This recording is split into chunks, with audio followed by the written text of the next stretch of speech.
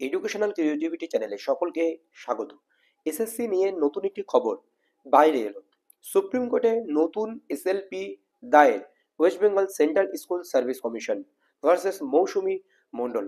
এই এসএলপিটি দুদিন আগেই ফাইল করা হয়েছে এবং শুনানির জন্য লিস্টেড হলো।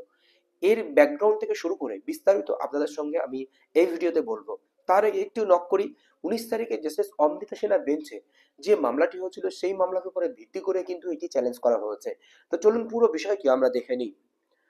ডায়েরি নম্বর 67722025 ফাইল 24/11/2025। 24/11/2025 মানে গতকাল এই মামলা ফাইল হয়েছে। সুপ্রিম কোর্টে গতকাল বিজয় বিশ্বাসের মামলা ছিল, ওই দিনই ফাইল করা হয়েছে 9:44 PM। Case number SLP 3442 registered, আজই রেজিস্টার্ড হয়েছে 25/11/2025। আর আগামীকাল লিস্টেড হয়ে গেছে সেই মামলাটি।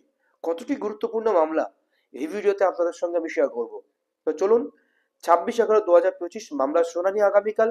Justice Sanjay Kumar and honourable justice Alok আরাধ্যের বেঞ্চে, serial number 22, 26/11/2025, West Bengal central school service commission. এই মামলাটি করেছেন রেসপন্ডেন্ট রয়েছেন Mousumi Mondal, Bikash Mondal, state of West Bengal থেকে শুরু করে একাধিক। তো বিষয়টি দেখুন, হাইকোর্ট অফ কলকাতা WPA 26288 যে কেস নাম্বার ছিল 19/11/2025, সেই মামলাকে চ্যালেঞ্জ করা হয়েছে জাস্টিস অমৃত সেনার বেঞ্চে। তাহলে এসএসসির কতটি গুরুত্বপূর্ণ হতে পারে যে এসএসসি এই মামলাটি আবার চ্যালেঞ্জ করে সুপ্রিম কোর্টে যায়। তো সেই বিষয়গুলোই আজকে পরিষ্কার করবো আপনাদের এখানে। তো এখানে যে ক্যানগুলো ছিল সেই ক্যানগুলো এখানে চ্যালেঞ্জ হয়েছে 19/11/2025 যে ক্যানগুলো ছিল, can one, can two, can WPA number 12505 7/7/2025, ওটাও চ্যালেঞ্জ করা হয়েছে এই বিষয়টি। তো চলুন আমরা প্রিভিয়াস একটি অর্ডার কপি যদি দেখে নিই, তাহলে বিষয়বস্তুটি আরো জলের মতো পরিষ্কার হয়ে যাবে আমাদের নিকট। দেখুন, জাস্টিস অমৃত সেনা বেঞ্চে 19/11/2025 এই মামলাটি শুনানি হয়েছে। WPA নাম্বার, ক্যান নাম্বার আপনারা দেখেছেন, মৌসুমী মণ্ডল এই মামলা। এই মামলা আপনাদেরকে আমি স্ট্যাটাসে দেখালাম, Mousumi Mondal and another state of West Bengal এই মামলাটিকে চ্যালেঞ্জ করেছে কমিশন। তো এর বিষয়বস্তু কি ছিল আপনারা পুরোটা দেখে নিন। The instant writ petition related to second SLST conducted by West Bengal Central School Service Commission. The petitioner participated in the recruitment process and the result for the written examination has been declared. The petitioner have not cleared the written test.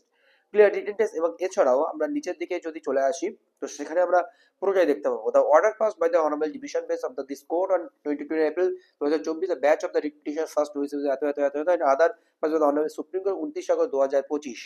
The large senior counsel representing the commission opposed the prayer of the petitioner. It has been submitted that the writ petition and the investor unsuccessful candidate is not maintainable.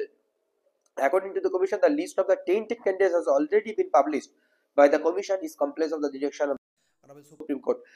Tainted list publish করেছে supreme কোর্টের অর্ডারে commission, সেই কথাটি এখানে বলা রয়েছে। Candidate whose names have been mentioned in the paragraph 14 of the writ petition are not implicated as parties. Any allegation made against them behind their back may prejudicial to them. It is further been submitted that the two candidates Nitish Ranjan Burman and Narayan Chandra Pal, whose names appear in the paragraph 14, are enlisted in the physically handicapped category of the tainted list.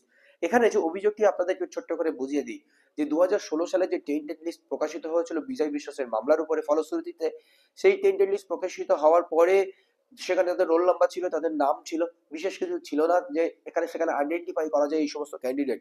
এই সমস্ত ক্যান্ডিডেটের নাম কিন্তু আবার যে নতুন PG মানে একাদশ দ্বাদশের যে লিস্ট প্রকাশিত হয়েছে ইন্টারভিউ বা ভেরিফিকেশনের, সেখানে তাদের নাম রয়েছে। এই ছিল তাদের মূলত অভিযোগ। এখানে একাধিক পিএইচ ক্যান্ডিডেট রয়েছে। প্যারা নম্বর 48 এবং 49, জাজমেন্ট 3 এপ্রিল 2025, সেখানে বিস্তারিত তথ্য কিন্তু বা সেখানে রিফ্লেক্ট হয়েছে পুরো বিষয়টি। Proceed despite the names being reflected in the tainted candidate. Name of the two candidates mentioned paragraph 14 are not properly spelled. According to the commission cannot ascertain, commission তাদেরকে আইডেন্টিফাই করতে পারেননি এবং তাদের ভুলভাবে তাদের নাম স্পেল করা হয়েছে। ক্যান ওয়ান আর ক্যান টু থেকে কি সাবমিশন ছিল সেই সাবমিশনটি এখানে লেখা রয়েছে। প্যারাগ্রাফ 48 যেটি ছিল যে সোমা দাস যে ব্যক্তিটি যাদের যে differently able candidate will not be entitled to same benefit as given in case of the MS Soma Das. It would be contrary to the legal principle and the rule of law. However, considering the disability, the candidate may be permitted to continue and will receive wages until fresh selection process and the appointment are completed. তো fresh Soma Das নামে একজন ব্যক্তির আপনারা জানেন যে ছাড়পত্র দিয়েছিলেন supreme court. Court number paragraph 49 clearly laid down that disabled candidate will be allowed to participate in a fresh selection process. Disable ক্যান্ডিডেটদের ফ্রেশ সিলেকশন প্রসেসে পার্টিসিপেট করতে বলা হয়েছিল with age relaxation other concession. Similarly other candidate who are not specially tainted will able to eligible participate in. এখানে disable ক্যান্ডিডেটদের selection প্রসেসে age relaxation বা other concession দিয়ে সুযোগ দেওয়া হয়েছিল, বা সিমিলার ক্যান্ডিডেটদের তাদের পরীক্ষায় বসতে দেওয়া হয়েছিল, আদার কনসেশন এখানে কিন্তু দেওয়া হয়নি। কিন্তু যে টেন্টেড ক্যান্ডিডেটের নাম ওখানে পরিলক্ষিত হচ্ছে, কমিশনের দাবি তারা দেওয়া ডিসেবল ক্যান্ডিডেট প্যারা নম্বর 49 ডিসেবল ক্যান্ডিডেটে আলাদা ছাড় দেওয়া হয়েছিল, সেটা বলে দাবি ছিল কমিশনের। কিন্তু কোর্ট পর্যবেক্ষণ বা যারা পিটিশনার ছিল তারা সম্পূর্ণ ভিহেমেন্টলি অপোজ করেছেন যে কোনো টেন্টেড ক্যান্ডিডেটকে, ডিসেবল ক্যান্ডিডেট পর্যন্ত টেন্টেড হলেও তাদেরকে সুযোগ দেওয়া হবে না, সেটাই কিন্তু অর্ডারে পরিলক্ষিত হয়েছে, সেটাই বলা হয়েছে। তো the understanding of the commission that different level tainted candidate would be permitted to participate in the selection test does not appear to be in the line with the order passed by the Honorable Supreme Court. The court went on the extent on granting liberty to the learned advocate on record of the petition to the attention of the commission when the commission made necessary action if the tainted candidate slips and the managed to participate in the recruitment process.